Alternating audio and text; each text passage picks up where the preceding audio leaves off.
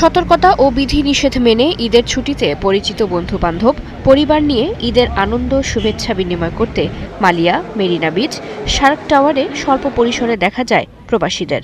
ঈদের দিন সকালবেলা নামাজ শেষ করে কিছু পাক করে খাওয়া দাওয়া করে মা বাবার উপরে সময় দিয়ে সারাদিন ঘুম, তারপর বিকাল টাইম হইলে ঘোরাঘুরি।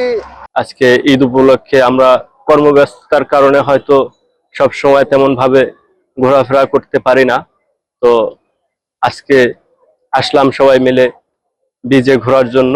বিধিনিষেধের ফলে ব্যবসা বাণিজ্যে মন্দাভাব, এভাবে যুদ্ধ দীর্ঘস্থায়ী হতে থাকলে কাজকর্ম হারানোর শঙ্কায় এইবারের বেশিরভাগ প্রবাসীদের ঈদ আনন্দে ভাটা পড়েছে। দেশে যাওয়ার জন্য টিকিট কিনছিলাম, কিন্তু দেশে যাওয়া হয় নাই।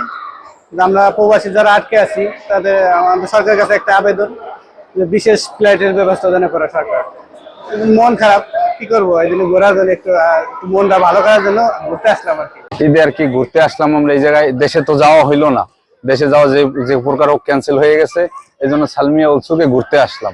পরিবারের সাথে ঈদ করতে টিকিট করা প্রবাসীরা আছেন ফ্লাইট চালুর অপেক্ষায়। বিশেষ ফ্লাইট চালুর দাবি জানান অনেকে।